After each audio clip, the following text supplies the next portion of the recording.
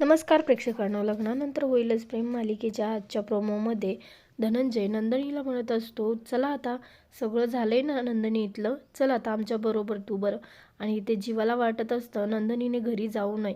तर इकडे नंदिनीचं उत्तर धनंजयला असतं की मी घरी येणार नाही बाबा, मी इथेच राहणार आहे. आणि याचा आनंद जीवाला मात्र प्रचंड झालेला आहे, कारण त्यालासुद्धा वाटत असतं की नंदिनीने आता इथेच राहावं. पार्थ काव्याची भरपूर काळजी घेत आहे आणि त्याने तिच्यासाठी फ्रूट सॅलड बनवलेला आहे आणि तो घेऊन बेडरूममध्ये येतो.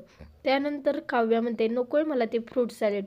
काय झालं काव्या, असं का करताय? आणि त्यानंतर काव्या म्हणते, जो व्यक्ती आपल्या प्रेमळ हाताने फ्रूट सॅलड बनवू शकतो तो व्यक्ती प्रेमळ हाताने चारू नाही शकत का? असे होय, ही फिसकारणारी मांजर बोक्याकडून लाड करून घ्यायचं बघते आणि हा बोका सदैव ह्या फिसकारणाऱ्या मांजरीसाठी तयार असेल लाड करण्यासाठी.